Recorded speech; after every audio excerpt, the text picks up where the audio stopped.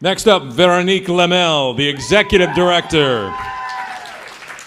Joined Artpace in January of 2016. Before that, directed a number of arts and cultural organizations, including the Boston Center for the Arts, the Louisiana Division for the Arts, served as Director of Cultural Affairs and Tourism for the Queensborough President's Office. She holds an MPA in Public Policy and Administration from Columbia University School of International and Public Affairs, an MFA in Performing Arts Management from Brooklyn College, and a BA in Economics and Business Administration from Colorado College. Please welcome the incredibly well-rounded Veronique Le Melle.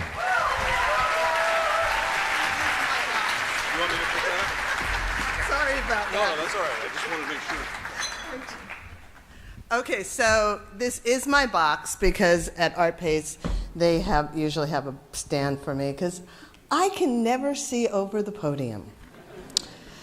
Okay, so I'm also the first speaker that's probably going to use notes or that you're going to see with notes, and that's because I am the queen of the tangent.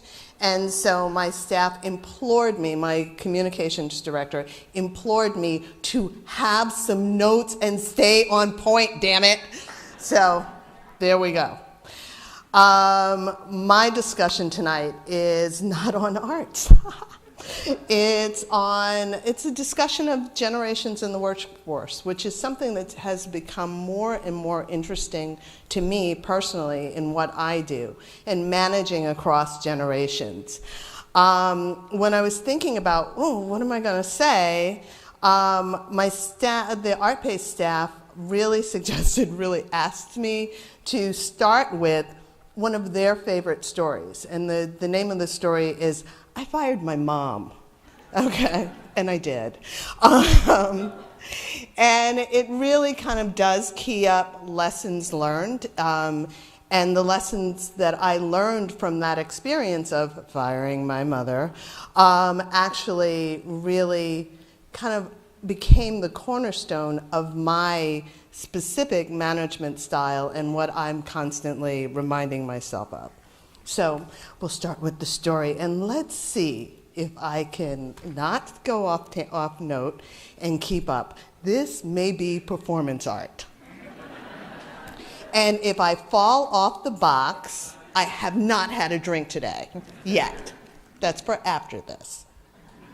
So here we go. It's gonna be a wild ride. Okay, so in 1985, my mother, who was the traditional generation, turned 65, and because she turned 65, she knew she had to retire. So she retired and was immediately bored silly. At the same time, I, a young baby boomer, was starting my career, and so I hired my mother because I was working at a poor nonprofit. Not a good idea. My mother made me completely crazy, and I made her completely crazy. And within 5 weeks, I fired my mother. But what I learned, the lesson that I learned that has kept me through all of these generations and decades that I have been managing people, is don't do the expedient. Don't go the easy. Don't hire the easy. Expedience is not going to help. And that really served me well until the millennials, AKA Generation Y. Okay, so the millennials are a game changer, okay? They have hit this workforce and they have brought entitlement to a new form. And they really put me through my paces, but I'm beginning to see the light at the end of my managerial tunnel because I'm learning that with the right communication style, bringing a whole group of millennials on board brings a whole new vantage point. Let's face it, I could do it easily. I could hire the Generation Xers, and basically we all know that you give them a project or a challenge, you leave them alone, and they will work themselves dead to just prove to you that they are dazzlingly brilliant. Now let's think about it. When the traditionals saw my generation, the baby boomers coming in, can you imagine the fear that struck in their hearts, that this was going to take over their damn companies? Oh my God.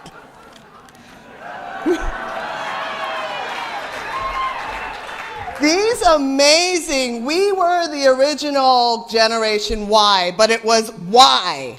We questioned all status quo. We thumbed our noses at every rule. And who would have thought that these two do-gooders would have turned into them? And what has happened is us, baby boomers, while we were changing the system changed us as well. And much to our chagrin, but that's another story, we're trying to change back. And the millennials can help us regain that. Bottom line, boomers and millennials are very much alike. We are collaborative, we are idealistic, we like to communicate, over-communicate if you ask a Gen Xer, and we truly believe that we make a difference. So we should be the marriage made in heaven. The secret is that baby boomers were the most belligerent, self-absorbed, grandiose, save the world freaks that this modern day has ever seen. And we gave birth to the millennials. We did it, people. We made them. So now these norm-questioning, non-conformist, cynical generations have the audacity to believe that their own uniqueness and creativity will make a change, and they'll do it their way. So what do? We can't teach them shit, okay? So let's start there. They don't want to mentor, they want to coach. And they want everything contextualized. If there is a problem, contextualize the problem and allow them to be equally involved in brainstorming the solution, and they will take you places you never thought you could be. The other thing is, boomers and millennials love work-life balance. It is our roar. You know why? Boomers, we're working longer, we don't want to work harder. And millennials need the time to explore everything. They want to explore everything. But what we all want in the workplace is respect. And we need to really respect our differences and know and realize that even the newbies deserve respect. Their opinions and their new way of doing things deserve that respect. We are truly a multi-generational workforce now, and it's amazing to watch this happen on every day. And we can make really strong and active companies when we let the perspectives of all generations and all experiences come together and work together. But Generation Ys, watch out, because here comes Generation Z. Generation Z is on its way. They're about to hit the workforce. They are currently 5 to 19 years old. And they're about to hit, and they are the true digitals. They were raised by Gen Xers. So they're just as jaded, and they have absolutely no empathy for anything else. They have been raised to work. But they truly are the pure digitals entering our system, our workforce system. They've never known a non-digital world. They have little interest in interpersonal communication or empathy, and they have the attention span of a gnat. And you millennials get to manage them. But finally, I just want to let everybody know, my mother did forgive me for firing her because within 10 years I gave her 2 really adorable grandchildren that kept her busy, but she was often heard saying at family events, watch out for that one, she'd even fire her mother.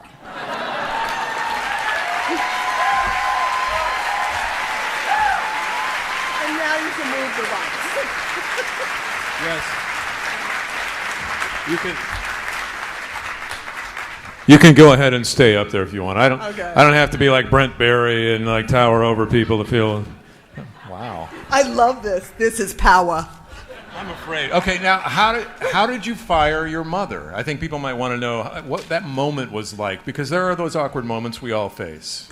Well, it started something. Well, first of all, we only had a staff of 2.5, and my mother was the half, and she was working for peanuts. Well, really nothing, because she didn't really need a salary.